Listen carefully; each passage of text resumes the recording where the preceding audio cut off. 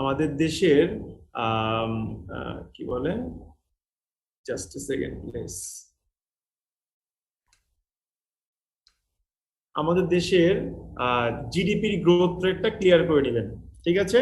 তো GDP growth রেটটা কত, এটা আপনি যদি একটু আমাদের এটা দেখেন, এই কি বলে ইকোনমিক রিভিউটা দেখেন, আপনি দেখতে পারবেন যে লাস্ট ইয়ারে এটা ছিল 4 লিখেছি 5.47%। তার আগের বছরে ছিল 3.51%। তার আগের বছরে ছিল কত, 8.15%। তার আগের বছরে ছিল কত, 7.86%। তার আগের বছর ছিল কত, 7.28%। এই যে গ্রোথ রেটটা ফাইন্যান্স, এখানে মনে রাখবেন এটা হচ্ছে আমাদের ভিত্তি বছর কত জিডিপি গ্রোথ রেটের, ভিত্তি বছর হচ্ছে, বেজ ইয়ার হচ্ছে ফাইন্যান্সিয়াল ইয়ার 2005-2006। এই একটা গ্রোথ রেট আপনি যে কোনো জায়গাতে মারতে পারবেন। এবং এটার সোর্সটা কি হবে, এটার সোর্সটা হবে ইকোনমিক রিভিউ দিতে পারেন 2021, অথবা বাংলাদেশ ব্যুরো অফ স্ট্যাটিস্টিক্স দিতে পারেন, হোয়াট এভার। এটার মাথায় রাখবেন এটা কিন্তু স্থির মূল্যে, অ্যাট কনস্ট্যান্ট প্রাইস, যে কোনো টপিকে আপনি এই জিনিসটা শো করতে পারবেন। এটা দয়া করে মাথায় রাখবেন এবং মুখস্থ করে ফেলবেন, ঠিক আছে? আচ্ছা, এটার পরে আমাদের এরপরে কি মুখস্থ করতে হতে পারে, এরপরে আমাদের মুখস্থ করতে হতে পারে যে ভাই আমাদের কি বলে বাজেট নিয়ে কয়েকটা বিষয়, বাজেট নিয়ে কয়েকটা বিষয় মুখস্থ রাখবেন। একটা হচ্ছে কি, আমাদের বাজেটের সাইজ কত, আমাদের বাজেট সাইজ, আমাদের বাজেট সাইজ ছিল এবছর 6,03,000।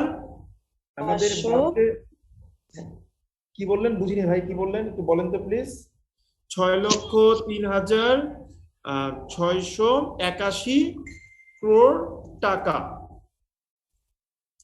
ঠিক আছে? এত টাকা ছিল এই বাজেটে। আমাদের ভোট ছিল কি বলে, এডিবি ছিল, অ্যানুয়াল ডেভেলপমেন্ট প্রোগ্রাম। এডিবি ছিল হচ্ছে অ্যারাউন্ড কত ছিল বলেন দেখি, কেউ পারেন কিনা?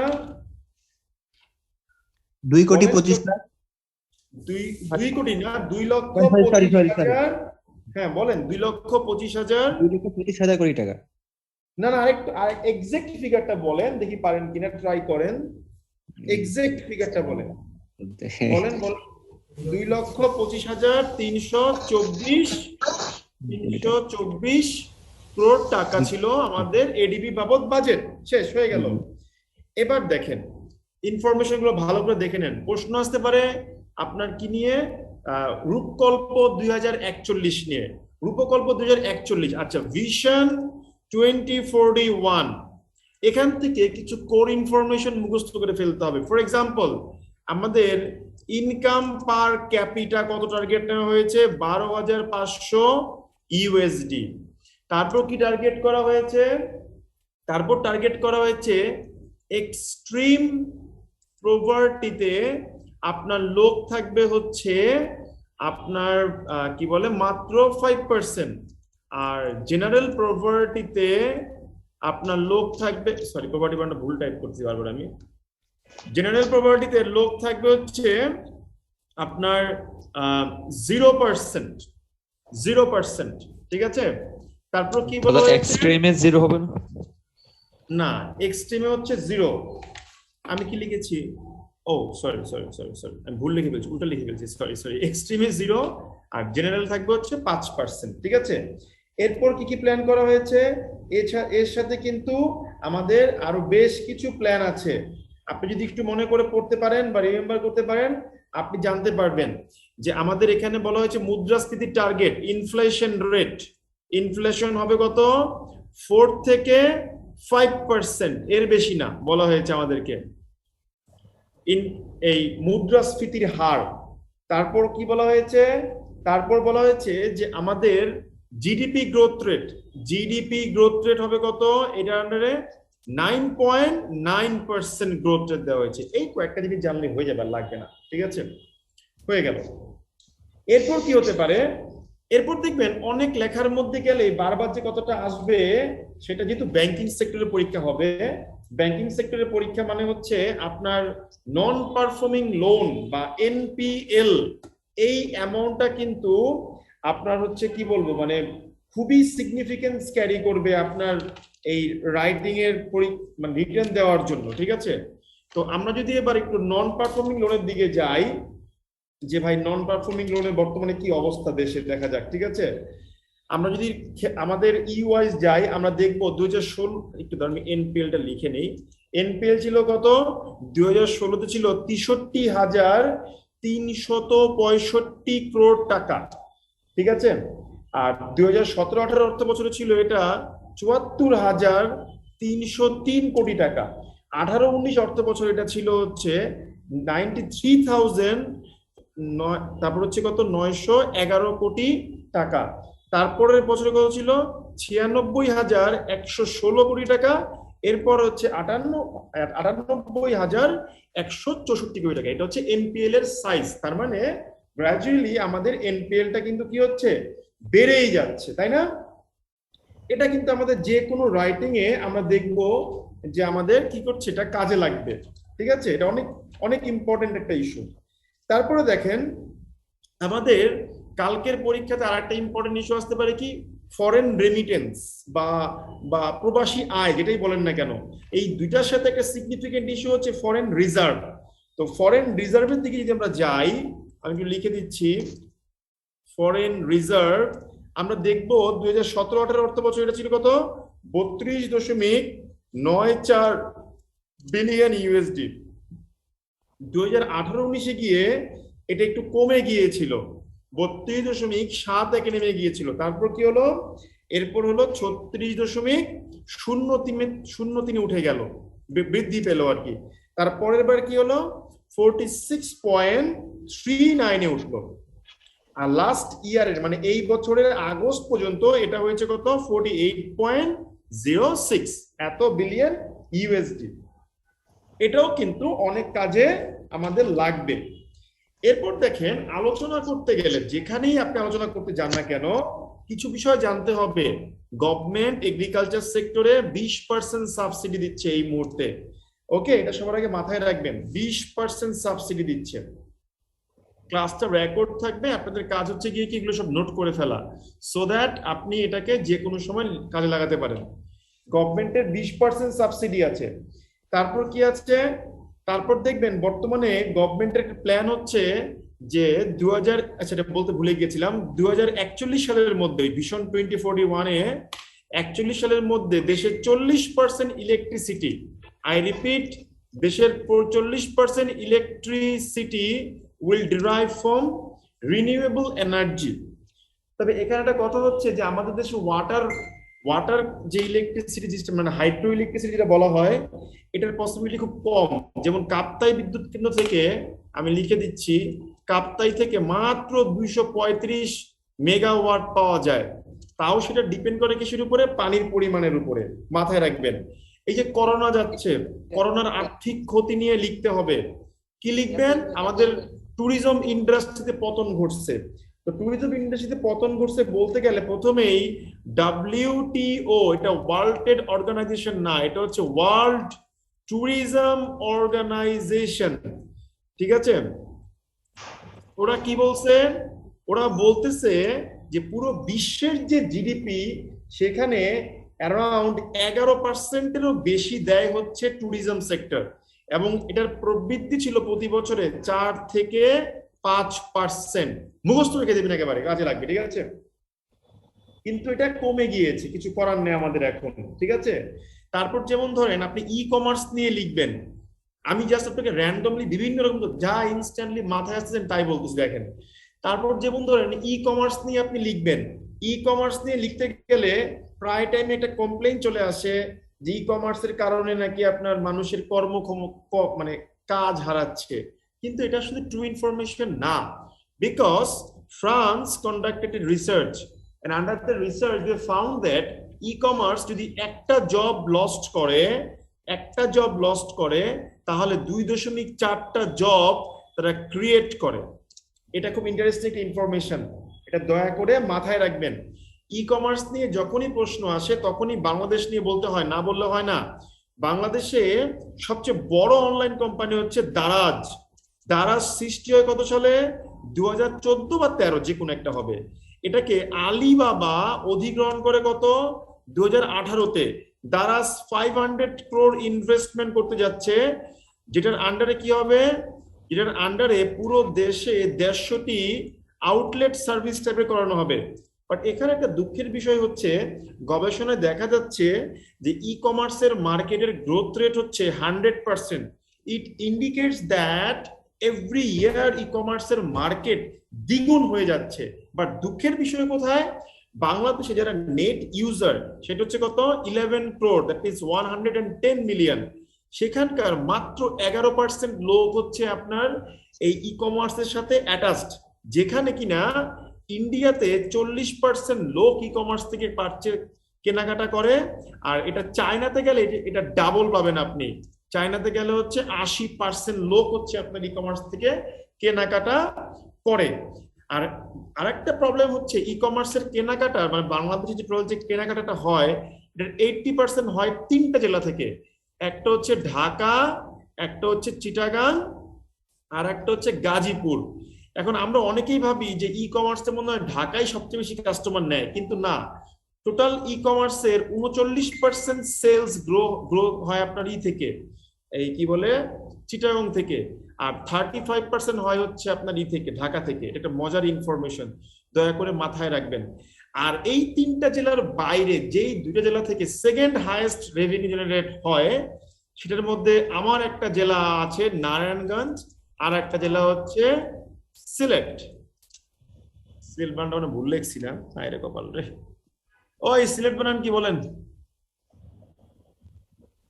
SYLHET ভুল করে ফেলছি, ওরে যাও। এখান থেকে হচ্ছে, ঠিক আছে। এরপরে দেখেন আরো কিছু বিষয় আপনাকে বলি। আমাদের দেশকে বলা হচ্ছে কি কি ভাই, আমরা হচ্ছি 11 যে এমার্জিং কান্ট্রি আছে, এমার্জিং নেশনস, তার মধ্যে একটা হচ্ছে আমরা। বাংলাদেশের ইকোনমি হচ্ছে 33, অর্থাৎ 33তম largest economy in the world. এটা মাথায় রাখবেন দয়া করে। এরপর দেখবেন আমাদের প্রায় টাইমে হঠাৎ করে কোনো কথা নেই বার্তা নেই, কি হয়, বিভিন্ন জায়গা থেকে ডাটা কম্পেয়ার করতে হয়। কম্পেয়ার করে করে বলতে হয় যে হ্যাঁ আমাদের দেশ অনেক আগাইছে, আমাদের দেশ এই করছে, আমাদের দেশ ওই করছে, অনেক কিছু বলতে হয়। এই যখন বলতে হয় তখন প্রায় টাইমই আমরা যেটা হয় সেটা হচ্ছে আমরা আটকে যাই, যে কারণ আমাদের কাছে কি থাকে না, আমাদের কাছে ভ্যালিড কোনো ইনফরমেশন থাকে না।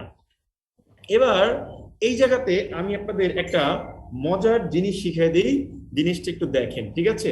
স্বাধীনতার পর থেকে এখন পর্যন্ত আপনার বর্তমান অবস্থাটা কি আমাদের দেশের, আমরা একটু সেটা আপনাকে দেখাই। একটা মিনিট ভাই, পানি খেয়ে নি, দাঁড়া। এই ডাটা মনে রাখা খুব কঠিন বিষয় রে ভাই।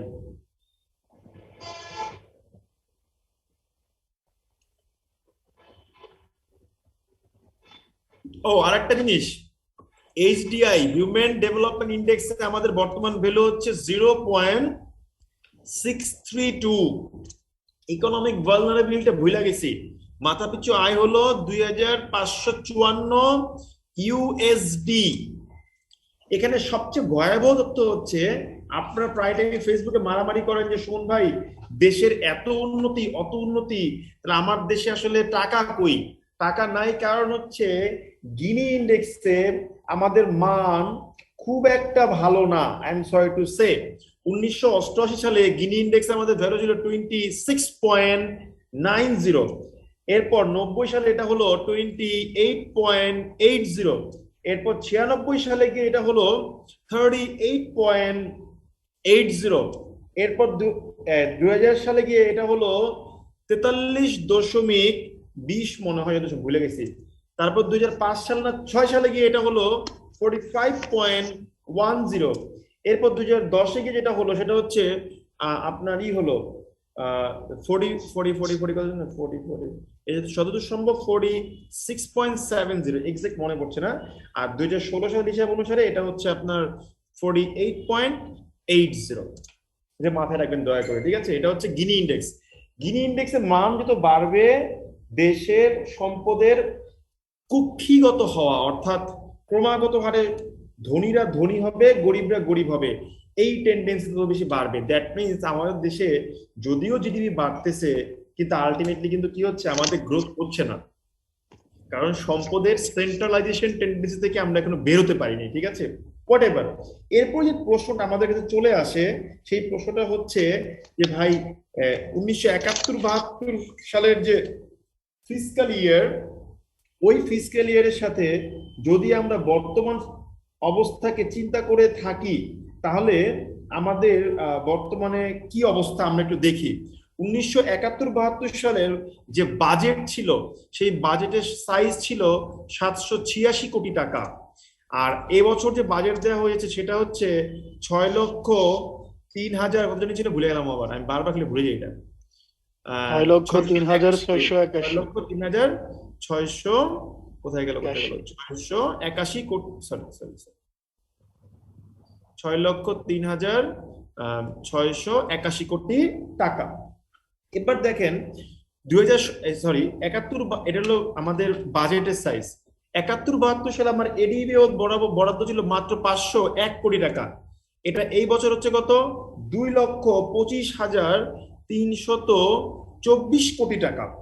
মজার বিষয়, আমাদের 71-72 সালে জিডিপি গ্রোথ রেট ছিল মাত্র 2.5%, আর আমরা বর্তমানে আমাদের জিডিপি গ্রোথ রেট গত বছরে ছিল 8.15%, তারপরে করোনার কারণে কমে গিয়েছিল 3.51%, এরপরে আমরা এবারে আবার এসে 5.43 বা 47% যেটাই বলেন ওটা অর্জন করতে পেরেছি। তার মানে আমাদের এখানে গ্রোথ হয়েছে। তারপর কি হয়েছে, মাথাপিছু আয় ছিল, মাথাপিছু ইনকাম পার ক্যাপিটা ছিল লেস দেন $100, যেটা বর্তমানে কত, 2554 ইউএসডি বর্তমানে, ব্যুরো অফ স্ট্যাটিস্টিক্স অনুসারে, ঠিক আছে। তারপর কি ছিল, তারপর ছিল হচ্ছে আর কি কি দেওয়া যায়, দাঁড়ান আরেকটু বলি। ও হ্যাঁ, স্বাধীনতা যুদ্ধের পরে আমাদের দেশের গড় আয়ু ছিল 47 বছর, মানুষের গড় আয়ু। সেই গড় আয়ু এখন কত থেকেছে বলেন তো, বুদ্ধি করে পারেন কিনা, বলেন বলেন, দ্রুত বলেন, দ্রুত বলেন। 72.6। 72.6 বা 8, হোয়াটএভার, যাই হোক 72.6 বা 8 ইয়ার্স, ঠিক আছে। এই যে দেখেন বৃদ্ধি পেয়েছে, ঠিক আছে। তারপর স্বাধীনতার পরে আর কি কি হয়েছে বলেন তো দেখি, বুদ্ধি করে পারেন কিনা বলতে। স্বাধীনতা যখন হয় তখন বাংলাদেশের এক্সাক্ট 80% লোক ছিল below the poverty line, but right now এটা হচ্ছে 20.5%। এটা মাথায় রাখবেন দয়া করে, ঠিক আছে। তারপরে আরো আরো অনেক কিছু আছে, যেমন এক্সট্রিম পভার্টি লাইন যেটা আছে, স্বাধীনতার পরে এক্সট্রিম পভার্টি লাইন ছিল হচ্ছে আপনার 40%, বাট রাইট নাও এটা হচ্ছে মাত্র 10.5%, ঠিক আছে। ওকে,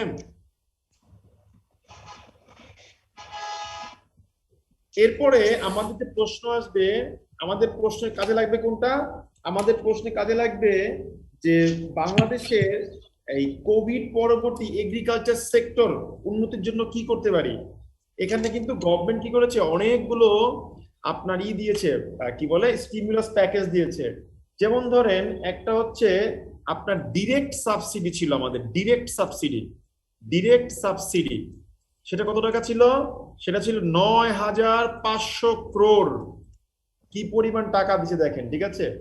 আর একটা কি ছিল, আর একটা ছিল হচ্ছে ফ্রেশ রিফাইন্যান্স স্কিম।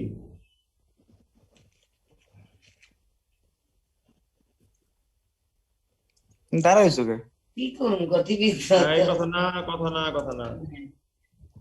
3,000 crore টাকা ছিল ফ্রেশ রিফাইন্যান্স স্কিম, ঠিক আছে। রিফাইন্যান্স মানে কি, পুনঃ অর্থায়ন, টাকা নিয়ে আবার টাকা দেওয়া হচ্ছে। তারপর হচ্ছে এগ্রিকালচারাল বিজনেসের জন্য বা কাল্টিভেশনের জন্য যে মেশিনারি লাগবে, যে মেশিন লাগবে, সেই মেশিনের জন্য গভর্নমেন্ট দিয়েছিল 3,020 কোটি টাকা দিয়েছে। দেখেন কত টাকা দিয়েছে। এরপর হচ্ছে ক্রেডিট গ্যারান্টি স্কিম দিয়েছে, ক্রেডিট গ্যারান্টি স্কিম, এটার আন্ডারে কত পেয়েছি আমরা, 2,000 crore টাকা পেয়েছি। চিন্তা করে দেখেন কত টাকা পেয়েছি, দেখেছেন।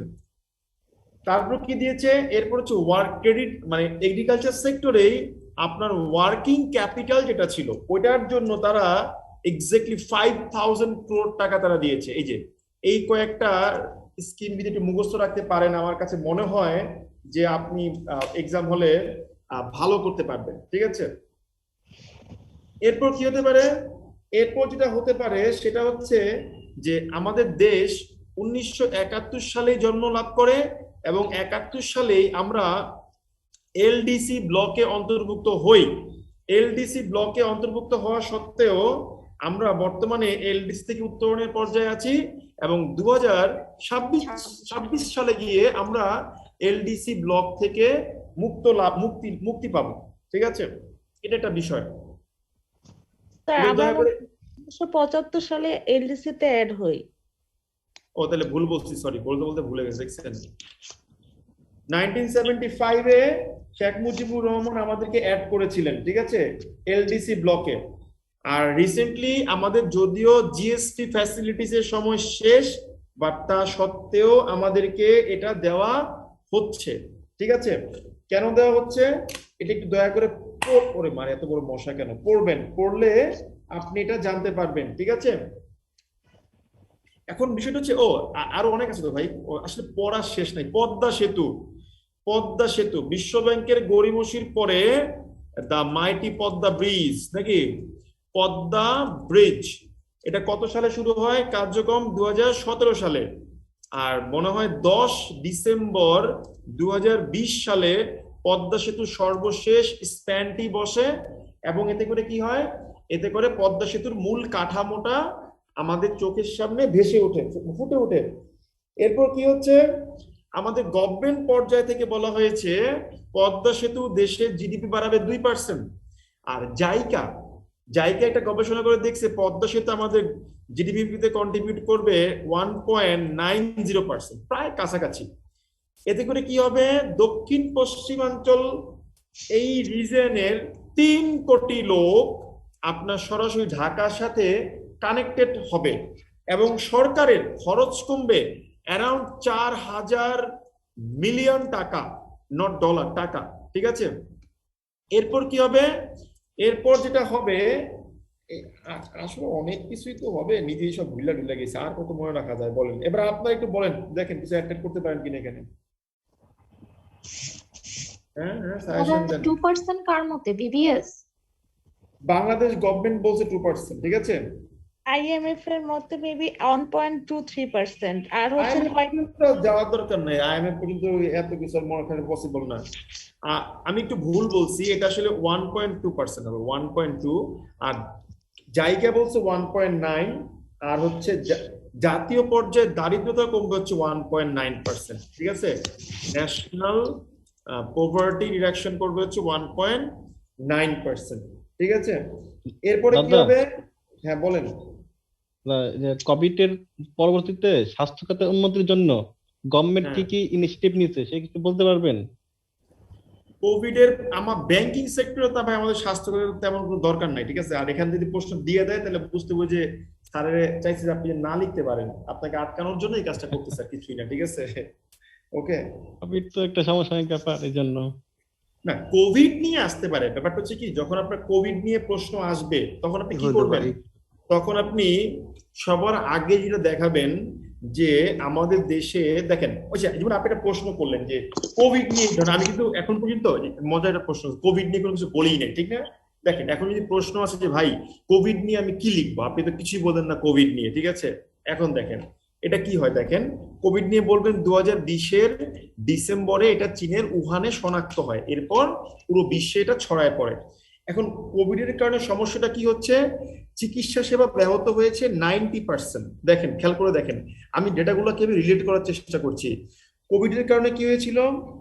আমাদের ট্যুরিজম ইন্ডাস্ট্রি বন্ধ হয়ে গিয়েছিল এবং ট্যুরিজম ইন্ডাস্ট্রি অ্যাবাউট 95% স্ল্যাশ করেছিল ওই সময়।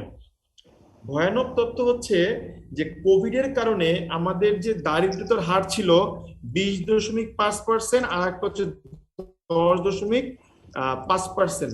এখানে এক্সট্রা করে আরো 1 crore লোক হচ্ছে, 10 মিলিয়ন লোক হয়েছে অ্যাড হয়েছে। দ্যাট মিনস এখন যদি হিসাব করা হয় তাহলে দারিদ্রের পরিমাণটা কি হবে? বেড়ে যাবে।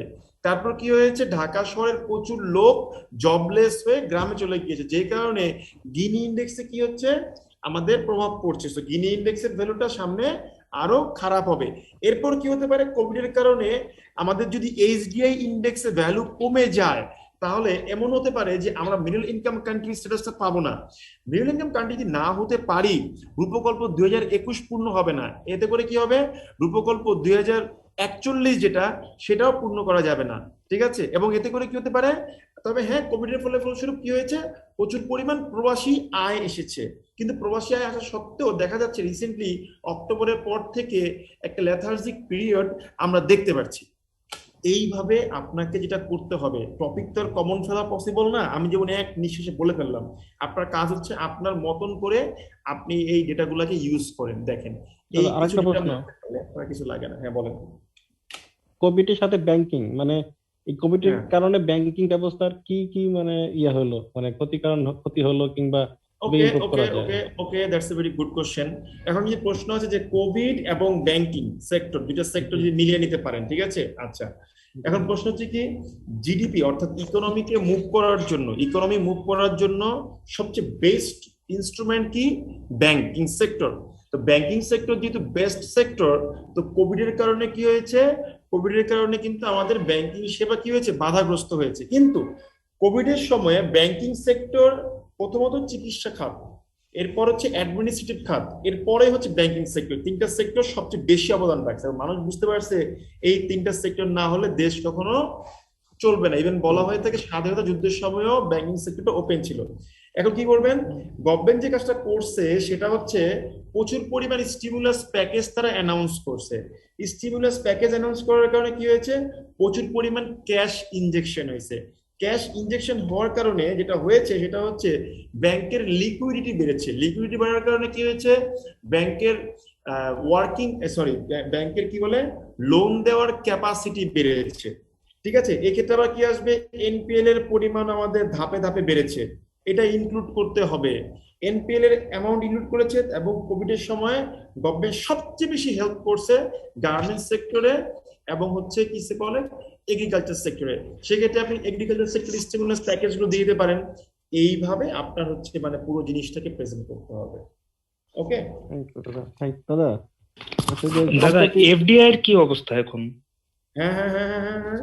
ফরেন ডিরেক্ট ইনভেস্টমেন্ট যেটা এফডিআই, ফরেন ডিরেক্ট ইনভেস্টমেন্ট এখন তো তেমন কোনো আলোচ্য বিষয় না, এই কারণে এটা নিয়ে আসলে তেমন কোনো মাথা ব্যথার কারণ আমি দেখি না।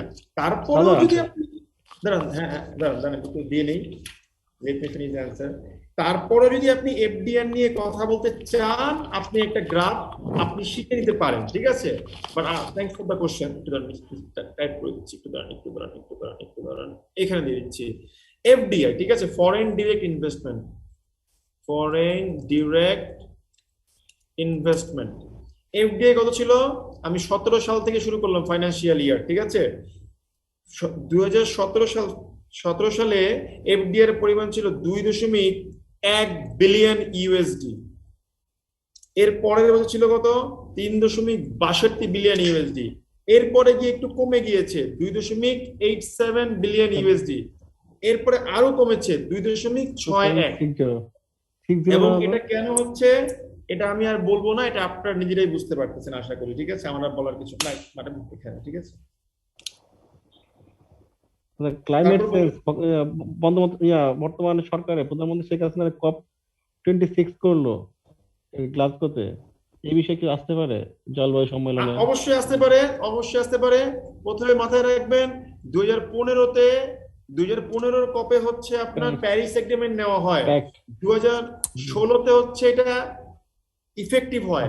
আর মনে রাখবেন প্যারিস এগ্রিমেন্টের নিয়ম হলো প্রতি 5 বছর পর পর এটাকে রিভিউ করা হবে। এখন প্যারিস এগ্রিমেন্টের 5 বছর পূর্তি উপলক্ষে এই COP26 ছিল খুবই ইম্পর্টেন্ট। কারণ কি 2020 সালে ডোনাল্ড ট্রাম্প সাহেব বলেছিলেন যে তারা প্যারিস এগ্রিমেন্ট থেকে বের হয়ে যাবে, কিন্তু যখন দেখলো কাজ হচ্ছে না 2021 সালে এসে তারা আবার বললো তারা ইয়েতে আসবে, এইটাতে থাকবে। কিন্তু এই কারণে এবার খুব গুরুত্বপূর্ণ ছিল যে সবগুলো দেশ টাকা দেওয়ার জন্য এগ্রি হবে কিনা। কেন এগ্রি হবে কিনা প্রশ্নটা ছিল, এর কারণটা আমি বলি। আমাদের প্যারিস এগ্রিমেন্টের মশার যন্ত্রণা পারতেছে, আমি ঢাকায় যাব। এই প্যারিস এগ্রিমেন্টের মূল বিষয়টা কি ছিল, ফার্স্ট পয়েন্ট ছিল তাপমাত্রা 2 ডিগ্রি সেন্টিগ্রেড, যদি সম্ভব হয় 1.5 ডিগ্রি সেন্টিগ্রেডে রাখতে হবে।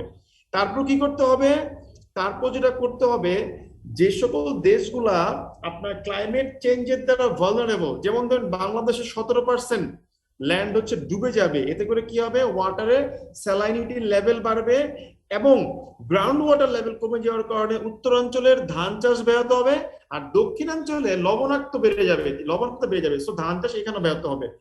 17%। এই যে দেশগুলো আপনার ক্লাইমেট চেঞ্জের দ্বারা খুব বেশি পরিমাণ ভালনারেবল, এদেরকে ফান্ডিং করতে হবে। এদেরকে ফান্ডিং করবে কারা?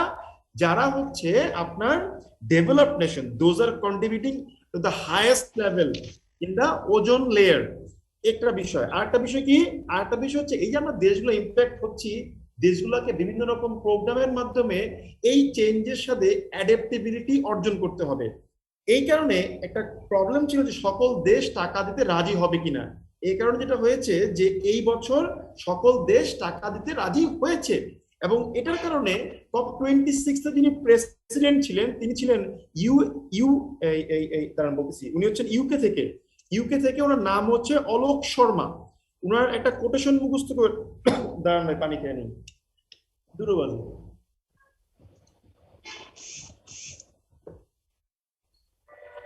অলোক শর্মা উনি কি করেছেন?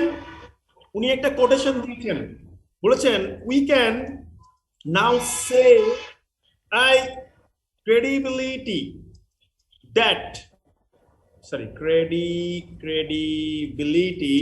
that the hope of 1.5 centigrade is alive but the pulse is very weak.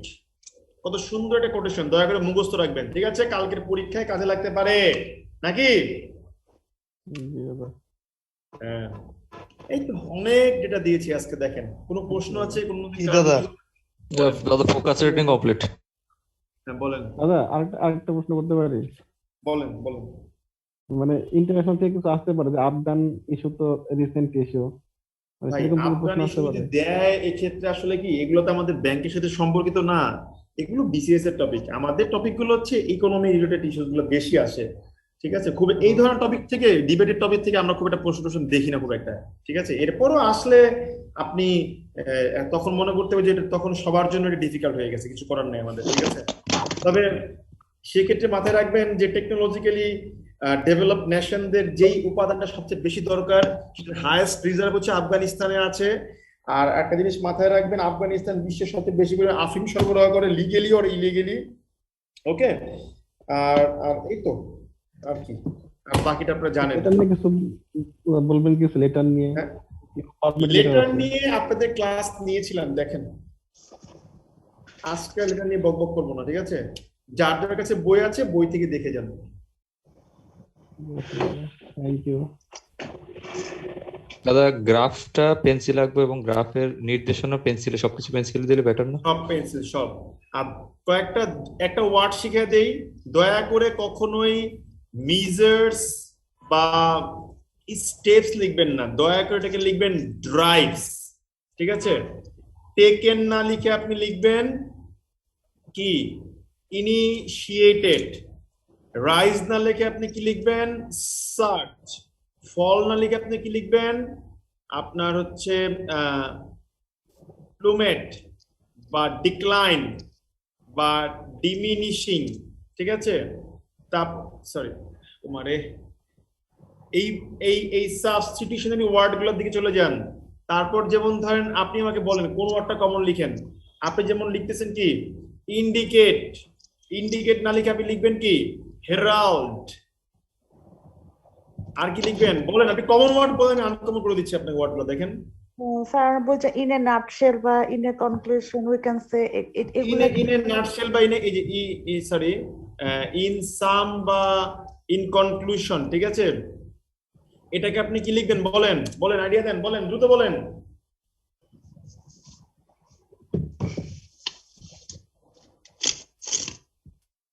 Last but not list, তারপরে বলেন, আর বলেন দ্রুত বলেন। এলিভেট দেখা যায় না? হ্যাঁ এলিভেট বুঝি নাই। ইনক্রিজ শব্দটা বেশি আসে। কোনটা বেশি আসে? ইনক্রিজ এই যে বললাম তো ইনক্রিজ বা রাইজ না লিখে সার্চ লিখবেন, ঠিক আছে? ওকে তারপরে ওকে আপনি স্প্রাউল লিখতে পারেন, তারপর হচ্ছে আপনি আর কি লিখতে পারেন, ডিসপার্স লিখতে পারেন। হ্যাঁ বলেন। এক্সপ্যানশন। এক্সপানশন লিখতে পারেন, কোনো সমস্যা নাই। তারপরে যে পরিবেশ শব্দটা আসবে, এনভায়রনমেন্ট, নো, অ্যাম্বিয়েন্স, ঠিক আছে? সারাউন্ডিং দেখা যায় না দাদা? না। তারপরে নলেজ লিখবেন না, লিখবেন কগনিজেন্স।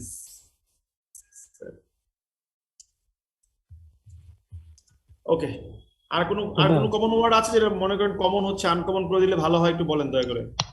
দাদা As a result. As a result,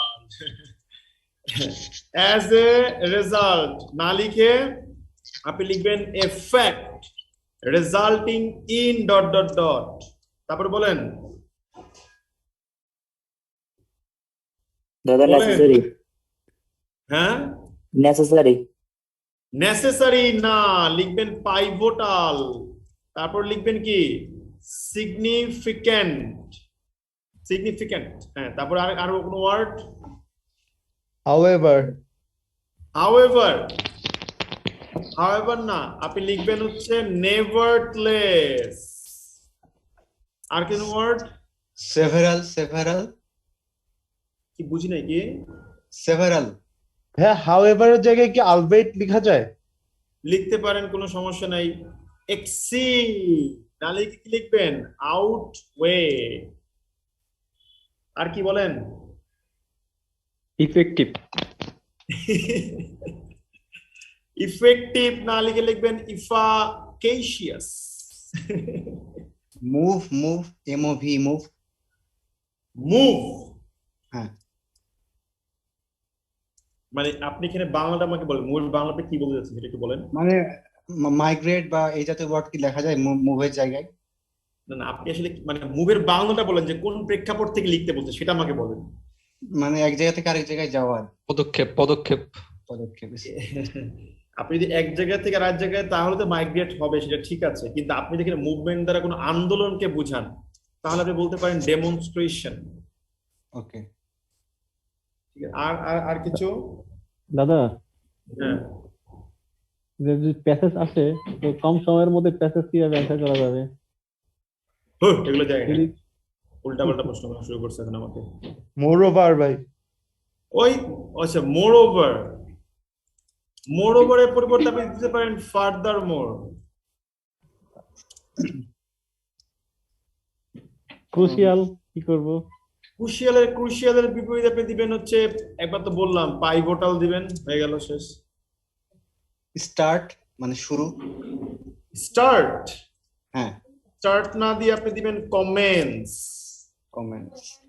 তো এগুলো কি আমরা কি বল ট্রান্সলেশনের ক্ষেত্রে ইউজ করতে পারি এগুলো? মানে যদি একদম না, এগুলো তুমি তোমার বোর কাছে চিঠি লিখবে না, ওই চিঠি লেখার সময় ইউজ করতে কাজে লাগবে, ঠিক আছে? খুশি হবে? থ্যাংক ইউ দাদা, থ্যাংক ইউ দাদা। আর কোনো? অ্যাটমসফিয়ার না দিয়ে আপনি দিবেন হচ্ছে, অ্যাটমসফিয়ারের আর তেমন কোন স্ট্যান্ডার্ড ওয়ার্ড তো পাই না ভাই, এটাই দিয়ে অ্যাম্বিয়েন্স। অ্যাম্বিয়েন্স তো বললামই একবার। হ্যাঁ বলেন, কি বললেন বুঝি নাই। আর কোনো কোশ্চেন আছে?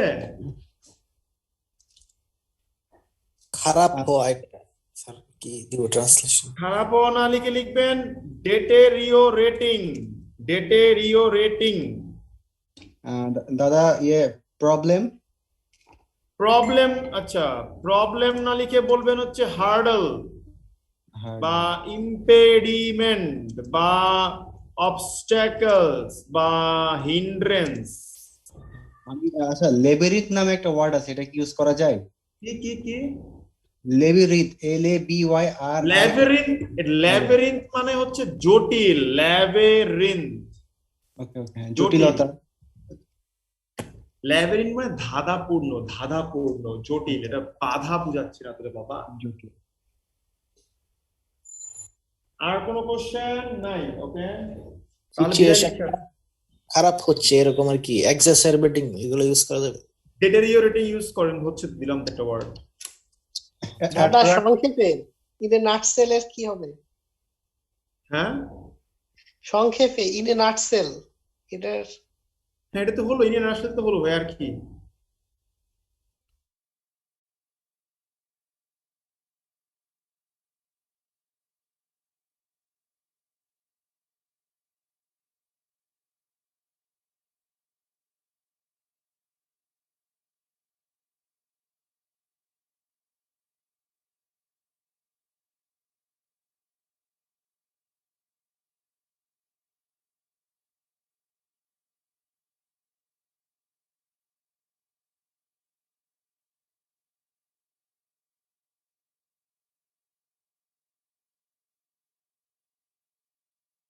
Recording in progress.